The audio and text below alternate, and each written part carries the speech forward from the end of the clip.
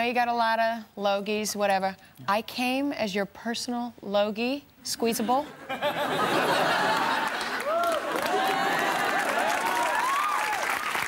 yeah. Oh, yeah. Oh, yeah, I think you want one of me. I think you want 3 of me. Now, did you have a good night Sunday night? I did. I had fun. I didn't know who the heck was winning. I didn't even know who you guys were, where they were from. It really didn't matter to me. They all looked so excited. I was like, oh my God, she won. Who is she? I had no clue. Because I always thought what would happen, what they do is they give you like a little tape of at least highlights of they people. didn't even like let me see and peek at who I was announcing.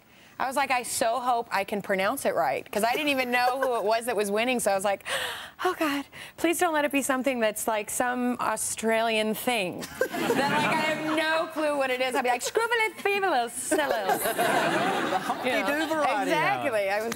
And a great job performing too. Oh, your voice just makes the hair on the back of my neck stand on. Okay, good. Fantastic. I was like, whoa.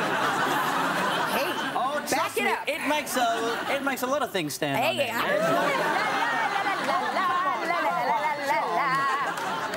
Oh my God! But did you enjoy like the performance side of it? Did you get nervous? Never. I don't get nervous. I wish I could, because maybe it would sound right if I. Yes, I get nervous. I so get nervous. I don't, and it's maybe because I love to do it and I'm comfortable. And why should I get nervous? Because it's something that just comes naturally.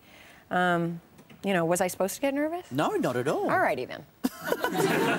But also, you're overseas. You could do whatever you want. I could do whatever I want. In fact, I'm going to eat one of these jelly. Take a bean. Well, which is the bubble gum? Oh, I don't know. Probably the pinky-coloured ones. Like one of those, maybe. Well, is it? Because I don't want it. What if it's like wrong? What if it's ill? You know, I'll be like, oh, thank you. It's earwax flavoured. Okay, so like this one, earwax. Yeah, I reckon a kind of pink one, and you'll be right. Okay. Oh, ooh, hey now. I just sat on the battery. Oh. All right. I know. Whoa. Hey. Hi, all righty then. Now, explain to me. You've described this album as it has Sprock music. Bubblegum. Yeah! All right. What are you saying? Sprock music. You describe this album as Sprock music. I do. On it. What is that? Sprock music. I'm so sorry. Sprock music is soul pop rock. And when making this album, I was trying to figure out what I could do to incorporate a little bit edgier sound to my music, because I felt like that was what was missing from the vocal part. The vocal part just seemed like it was. I knew where I was going with it, but then musically there wasn't enough edge. But I didn't want to go so rock that it just totally didn't make sense and my voice didn't sound right. So I needed to keep the soul. I needed to keep the pop edge, the catchier melodies and stuff. But I needed a little bit of rock. So I searched for producers that I felt had enough of that edge and gave me enough of that quality of sound. And we just made this sound happen. And they didn't know what I was talking about, you know. Because I was like, you know, the Sprock sound. And they're like, yeah, man. You know. Okay. What is she saying? But I just sort of invented this word, and now I've fallen in love with it so much I have licensed it, and I want to start a clothing line of Sprock clothing. Why not? Men and women, thank you very much. Not just no low-waisted pants only. You know, I want to start creating different. It'll take a minute because it, you know, just started working in my head. Hats, jackets, pants. I look forward to it. I hope I get sent a few things in the mail. Right. You know, just for a small fee. Yes, that's right. Now, of course, no secret that this album was written during a very difficult time in your life when you went through breast cancer. Yeah. A difficult choice because you actually had, on the DVD of this, you've got a crew that actually filmed the whole process. Well, what I ended up doing was I actually, when I was diagnosed, it was a Friday, let's just give you an idea. And when I got a call on Sunday from the news saying that my information was leaked out to the press. So not only did I find out Friday night that I had cancer, but Sunday I had to like figure out some kind of speech to say to the world, and I hadn't even told people yet.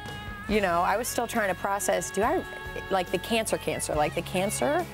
Great. Okay, that's not fitting into the itinerary that I had planned. And so, it was just kind of, it was messed up, but at the same time, I realized that this was supposed to happen. And I didn't look at it as a curse or why me or anything. I said, okay, I get it.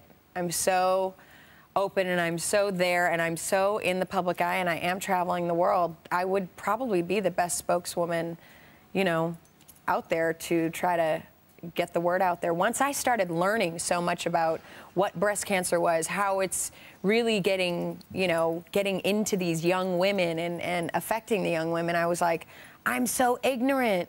I didn't realize that it was happening like this. I didn't realize it was a lot more environmental than it is hereditary. It is so not even hereditary hardly anymore, you guys. I just need to tell all the young women how important, and I know you hear this and blah, blah, blah. We hear it from the older people, but I am talking to you as one young woman to many young women. It is something anyone can get these days. Nothing because we're bad, nothing because we're not feminine enough, nothing because of anything, just because we can. And if we do not go out there and get a mammogram, choice-wise, the insurance won't pay for it, so don't look for anyone else to pay for this for you. You have to pay for it, your father, your mother. You have to work, you have to go to after, you know, babysitting. I don't care what it is, but pay for it and get your first mammogram as young as you can, because at the end of the day, the later you get it, the less chances you have to have a sooner recovery like I had. I just per se, you know, had a mammogram because I was going to get a procedure done that I wanted to make myself feel better, and there it was. And I was like, are you kidding? I was like, whoa, okay. And it wasn't a walk in the park, but at the end of the day, I'm here, you guys. You know, I mean, and how are things now? Are you all clear? You know, at the end of the day, I may be clean of cancer right now, but that doesn't mean it won't come back 100%. So I'm not living here going, oh my God, my life is over because I don't know if it... I'm sitting here being, I'm happy I'm at Rove. I am happy I'm in Australia. I am pleased I finished an album. I'm just grateful. If it comes back, I will kick it in the butt as much as I could. But it's not about winning. It's just about fighting. And that's all you've got to do on this earth is just fight for what your right is, and that's to live. And at the end of the day, if you don't fight, then that's you, you know? Well, I'm glad you fought, and I'm glad you won. Well, thank you, because it's always so wonderful to have you here, and I'm glad you're sticking around for us. So thank you very much to see you again. It's always good. The album is out now. Anastacia, ladies and gentlemen. Take it easy, beautiful. Good to see you. Still to come, Paul McIntyre, Rove, the Associatives, and next, oh, the Blizzards, our radio serial.